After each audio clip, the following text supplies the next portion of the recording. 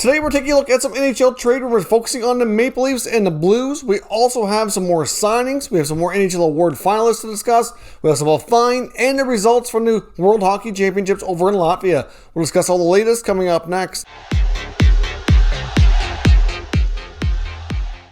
So welcome back to another video here at Top Shelf Hockey. Now, as I mentioned, we have a variety of things to talk about here today. Let's get started with the results from the World Hockey Championships that just concluded not long ago over in Latvia. After a really bad start to the tournament, starting 0-3 and really looking like it was going to be a disastrous tournament, Team Canada comes up huge with a gold medal victory today over Team Finland in overtime. A couple of Senators players, Nick Paul and Connor Brown, connected on a 3-on-3 OT goal. Nick Paul, the one putting it in the net, so a huge goal for him. Both those guys had amazing tournaments. Hopefully can take that confidence back to Sens training camp this fall. Like I said, it was a bad start. Things were looking absolutely horrendous to kick things off. When Andrew Mangiapane from the Flames was able to come out of quarantine and play, that was really the spark to kind of cut things turned around. He was also given tournament MVP. Really was an offensive force, joining Adam Henrique and Connor Brown on the top line for largely a big chunk of the tournament the rest of the way. But of course, Mangiapane was a player that was stuck behind in North America because the Flames and the Canucks still had to finish out their regular season play. Even though the playoffs were underway, most other teams were finished, and other guys were getting ready to head to this tournament here. But of course, he was late, so he had to quarantine and missed the first little bit. But once he got released and got on that top line, things really turned around. So Canada takes gold, the Finns take silver, and Team USA takes the bronze medal. As I mentioned, we have a few other items here as well. David Krejci, the Boston Bruins, has been given a $5,000 fine for an incident that took place in their last game here against the New York Islanders. They're calling it slashing, but really, you could call it spearing. Essentially, he gave Matt Barzal a stick to the private area. I'm not really sure why they're calling it slashing. They even originally called it a major in the game and got it reviewed and get it knocked down to a minor penalty, and I'm not sure why they use the term slashing. To me, that should be considered spearing. It doesn't really matter. At the end of the day, he was penalized, and then he was fined.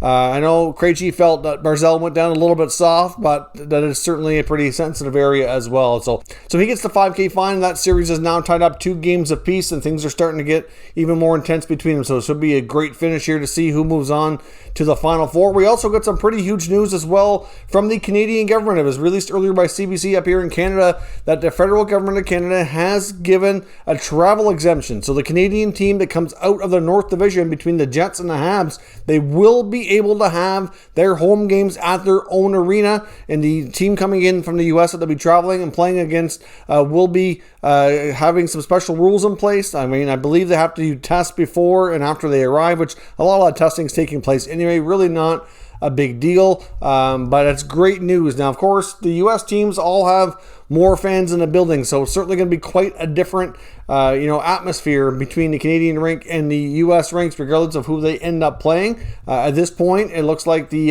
Habs or the Jets will either play the Avs or the Vegas Golden Knights, and both of those teams have near capacity crowd, so certainly going to be a very drastically different turn of events. Right now, the Habs are only allowed 2,500. That might increase by the time we get to the next round. It's hard to say if they're the ones who win. In Winnipeg, I don't know exactly. It's they were only letting in vaccinated healthcare workers, but I believe it was a lot less than that. I think it was only a few hundred or maximum 500. So clearly drastically different. So I think the Canadian team definitely going to be at a bit of a disadvantage. At least you would think so, with the home ice advantage going to the U.S. team, which they'll have anyway. So we'll see how that affects them, considering they haven't been able to play really in front of fans except for a little bit here as of late all season long. Now, we also have some other NHL award finalists announced here today. We get the awards for yesterday. Actually was announced the Lady Byng finalists, which was Austin Matthews of the Toronto Maple Leafs, Jacob Slavin of the Carolina Hurricanes, and Jared Spurgeon of the Minnesota Wild. Nice to see a couple defensemen in there.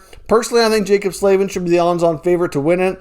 At least that's my selection. I mean, considering how big of a role he plays with the Hurricanes and how many minutes he logs, and almost no penalties ever taken. So he's certainly a steady guy back there who plays by the book and gets the job done without taking penalties. So that's what you would think, but I guess we'll see how all the voters go. And of course, we also got the Selke finalists today as well, which includes Boston Bruins forward Patrice Bergeron. No surprise. I believe is it 10 consecutive years or something like that he's been nominated. It's kind of crazy. And they've also got Alexander Barkov of the Florida Panthers and Mark Stone of the Vegas Golden Knights. So personally, I think Stone is well overdue. I'm not really sure that this is the year Stone probably deserves it the most to win. I think there's been the last year or two when he was more deserving, but sometimes it's hard to say how things go. But nice to see him getting some recognition. He's been one of the best sticks and top two-way wingers in the league. Quite often you don't see a winger really be that much of a contender for the award. So the fact that he's in there just goes to show how much respect he's been getting from around the league here as of late. As I mentioned as well, we have a couple quick signings here. The Toronto Maple Leafs have signed Swedish forward Pontus Holmberg, who was a 2018 sixth-round selection. He's a forward on the smaller side of things at 5'10", 175, but been playing in the SHL, had a really solid season over there, ended up being a point-per-game player in the playoffs over there. So obviously we know this Leafs team could use some top playoff performers and some more scoring in that regard. So we'll see if he can come in and be a help with that next year. Obviously, another cheaper contract. He might end up doing some time in the Marlies organization too. It's really difficult to say.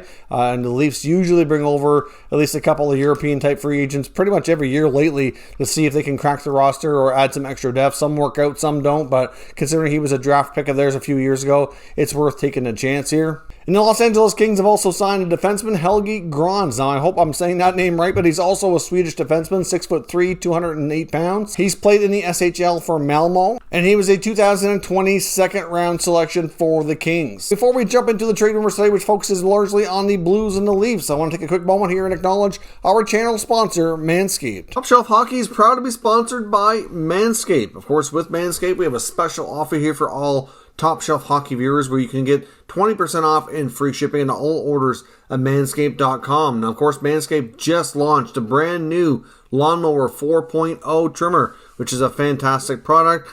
They've taken the level up here, even again with the skin-safe replaceable blades. It's waterproof, it's wireless charging, has a travel lock on it, as well as a nice light so you don't miss what you're doing. So certainly a terrific product. Now, many people associate Manscaped with their trimmers, which is certainly kind of their top product, but they do have a lot of other great options as well, including what they call the Weed Whacker, which is another trimmer for your ears and nose. And they have a variety of deodorants and sprays as well, which also keep you fresh and are terrific as well. So certainly Manscaped has a lot to offer, and we certainly highly recommend all of their products. So check out manscaped.com and use promo code TSH for 20% off and free shipping. So thanks very much for watching that sponsored video. I greatly appreciate it. Jumping back into today's content, like I mentioned, I want to take a look at some trade talk involving the Blues and the Leafs. Now, of course, not necessarily trading together, but they both have a few players that could find themselves on the move. I think the Leafs are going to be making lots of interesting moves, but before we jump into Toronto, I want to touch quickly here on St. Louis. I want to start off with information from Jeremy Rutherford, who's reporting for The Athletic, talking about some potential bigger trades that we might see. Now, there's been talk about Vince Dunn off and on here for the better part of the season, but in a recent article, he mentions the fact that Doug Armstrong is very likely going to explore the trade market for top winger Vladimir Tarasenko. Now, as we know, Tarasenko's getting closer to age 30, still has a few years left on his contract, over a $7 million cap hit, and he also carries a no trade clause, so it's certainly going to complicate things if they really decide they want to go down this road. We know that Tarasenko is coming off his third shoulder surgery, and I think it's fair to say that that's probably had a major impact in his production. But the last 2 years, even though his games played hasn't been super high, his production is just not there in the limited action he's had. Also in the playoffs, he hasn't really come up and scored goals for them when they really needed it as well. So it's not like, he's been progressively going downhill or anything like that. But at the same time, it's been a while since he's been a top goal scorer in the league. Obviously, getting this big contract. And like I said, even though he's missed a lot of time in the last couple of years, he just hasn't had the production when he's been in. And it might be time, if the Blues can find a trade partner that he would agree to maybe get him a fresh start somewhere else and see what they can bring back in return. Now, here's the only issue. Obviously, not only does a no trade clause complicate things, but he's 29 years old, has had 3 major surgeries on his shoulder. There's a lot of risk involved. I don't see a lot of teams lining up to take a player of that age with that kind of a cap hit, with that kind of a risk, and actually give you back much of anything in return. Could they move him? It's certainly possible, especially if they're willing to take back some money in the contract or sweeten the deal in other capacity. But at the same time, I just don't know how they're going to go about doing that and get any kind of return to replace that production. So even though Armstrong's likely going to explore the market and see what's out there, I think getting a trade done will be very difficult, if not near impossible. But it does make sense to me that he would at least explore this. Now, if you go back to a couple years ago, before they won the Stanley Cup, of course, that season that they did win, they started off horrendous, and near December, I think it was, they were last in the NHL. There was a lot of things on the table for the Blues, and Tarasenko was one of them. Doug Armstrong was looking to change up this team and was almost ready to throw in the towel, and had several trade options being considered, and he was one of them as well. Now, of course, he decided to remain patient and not do too much, and this team started to turn things around. They got Jordan Binnington on a roll between the pipes, and the rest of it, they say, is history. They managed to get into playoffs and went on to win the Stanley Cup, so it was quite a story. And really, ever since that Stanley Cup victory, they've been a good team, but they haven't been a great team. They haven't had the success like they did that year, and have been trying to kind of find that magic again, and they've made a few tweaks and stuff to kind of change things up. Obviously, lost captain Alex Pietrangelo to free agency last year. Now they have guys like Justin Falk and Torrey Krug in there. It's just a whole different looking team, and it might be time to continue to shake things up. But I've seen Armstrong pull off some good trades before. I think this is going to be a more challenging one, and I will be surprised if a deal ends up going down. Now, when it comes to Vince Dunn, I think the odds of it are much, much greater. They know pretty much if they don't trade Dunn, he's likely going to be the pick for the Seattle Kraken to the expansion team. So there's no point in trying to lose him for nothing. But when you have other blue liners like Colton Parayko and Torrey Krug and Justin Falk, and others that are going to rank ahead of him when it comes to being protected, then you obviously know he's at risk of being plucked. I mean, at the end of the day, I just don't know if any of the forward options or goalie options that they're going to be able to expose are going to entice Seattle. And a trade has been rumored now for quite some time. Not only the other thing is, if he even stays in St. Louis, he's going to get a smaller role, and he's the kind of guy that's been, I think, earning more of a chance. And there's other teams out there that would be willing to give him more of a role. So I think it's inevitable that he does get traded ahead of expansion this year. Just a matter of where and what the return is. The return doesn't have to be anything fantastic. I think they would take a combination of future prospects or draft picks as part of what the return could be. But, I mean, at this point, they don't need another defenseman at this point, because I think they have enough guys there on the blue line. So we will see, but there's other guys in the Blues too that could find themselves moved. I think we're going to see a little bit of a shakeup, nothing too crazy, but it's time for them to kind of rejig this roster as they make another attempt to become relevant here again. Now, as I mentioned as well, I want to talk about the Toronto Maple Leafs. Now, we've done a video back, a couple of times now since they exited the playoffs, discussing some scenarios. One video was dedicated to just the Leafs and what moves we might see. Now, since then, we've had insider from Sportsnet, Chris Johnston, on the Steve Dangle podcast, where he often appears, usually at least a couple times a year, talking about a lot of the inside information on the Leafs that he's gathered and made aware of. Now, at this point, he kind of dropped what I would consider a fairly good nugget of information here on the podcast, indicating that he feels Kyle Dubas and the Leafs will make at least one significant, close to blockbuster trade this offseason, and there will be at least one big name, like one new player to the roster that's going to be a big name and get everybody excited and intrigued come opening night, that they're going to be excited to watch and see how things work out. So he didn't really give the impression he felt like the big four were going to be broken up, and as I mentioned in that video that I did before talking with the Leafs, I don't see it either. I think if a team came calling with a sweet offer on Mitch Marner, I do think they should at least listen and think about it, but I just don't see there really being a scenario where they're likely going to get that happening. He carries a huge cap hit. We've seen multiple playoff failures, and as much as he's a good regular season player and an excellent point producer, I don't know that another team is going to give them the offer to wow them to make it happen. And like I said before, you have to be very careful. As much as he's had his playoff failures, regular season Marner has been phenomenal, and you need players like that to get you to the postseason. So you probably want to be patient, continue to work with him, hope he grows, gains the mental toughness that he needs to overcome those blocks to perform better in the playoffs, because essentially, you don't want to lose this player and regret it, which very well could happen. Now, could we see some other trades? I think there's other player movement on this team that is going to become rather interesting. For starters, I don't think we're going to see guys like Wayne Simmons or Joe Thornton come back. I don't think Nick Foligno's coming back. I mean, we already kind of thought that anyways, but Nick Foligno did not work out in Toronto. To me, it was a waste of a first-round pick. You couldn't have really predicted that he was going to be injured, which certainly played a role. But you know what? At the end of the day, It doesn't matter at this point. It didn't work out. That's all that really matters right now. Your first pick in the 2021 draft is out the window and gone to another NHL club in Columbus. So obviously there's going to be a lot of those free agents that were there that are not returning. So there's going to be a lot of turnover. But a couple of big names to keep your eye on is Zach Hyman, who's a pending free agent, and Morgan Rielly. I think out of all the bigger names on this team, one trade chip is likely going to be Rielly, who's looking for a new contract extension at probably, I would assume, a decent raise. And to me, they don't need to go down that road. This blue line this year was pretty solid. The blue line and the goaltending, which is what's faulted them in the past, has been what not the issue was this year. Goaltending was solid. The blue line was really solid defensively and chipping in offensively.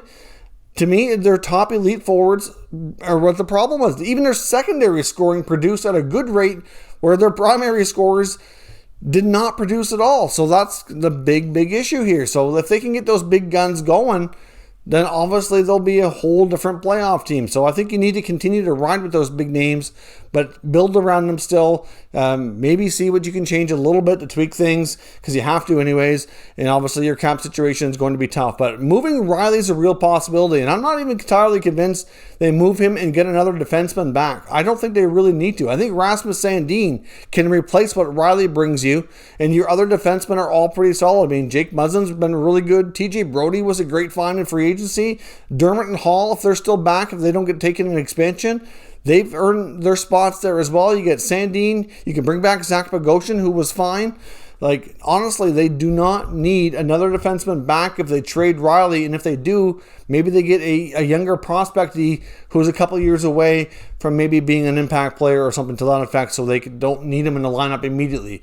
But otherwise, you could maybe you could try to move Rielly for one of those missing pieces up front. And when it comes to Hyman, obviously, there's a lot of word that he may be done in Toronto because of his contract. Now, I said before, if anybody is ever going to be taking on a hometown discount, to me, it's Zach Hyman. I mean, but a couple of points that were made, especially by Chris Johnson on the Steve Dangle podcast, and I've seen others make it as well, when he's looking at the big four that are obviously, more talented, more skilled, and get more attention on this team, they didn't take a hometown discount to stay. John Tavares came home from the Islanders on a massive $11 million contract, which you could say, as much as he's a great player, was a bit of an overpayment. Matthews and Marner did not take less money to stay in Toronto. They did not take any discounts at all, and Nylander didn't either. So why should he? Shouldn't he not get paid too? But the problem is if everybody has that mentality, there's not going to be enough money to go around to really fill out the rest of the roster and make the supporting cast good enough. It's just that simple. But I still will stand by my point, and I feel that he's more important to Hyman than anybody else to be a Leaf and to win, I think. I think that's a fair statement. Maybe outside of maybe Tavares, but like, when it comes to Marner, Matthews, and Nylander, I'm not saying they don't care. Don't get me wrong here. That's not what I'm saying. I think they do care. I just think it's more important to Hyman to hoist the Stanley Cup with a Leaf uniform on than it is to them. So I think if anybody does it, it's him to take that discount to stay. But it's going to be awfully tempting for him to go when other teams are likely going to be offering upwards of $1 million more, or at least that's what the rumored price is, to lure him away from Toronto. And that will be a big loss, obviously. And as we talked about in the Leaf media availability, you heard guys like Shanahan, the president of the team, say that they're missing that killer instinct. Well, how do they get that killer instinct? To me, they're going to have to bring in a player who's, like, for example, if they could clone a guy, like a Brady Tkachuk, or if they could take Wayne Simmons and roll back the clock when he was more effective in that role, Simmons he's the right kind of player. It's probably 5 to 7 years too late. And even Thornton, he wasn't aggressive out there. He's not all that effective anymore.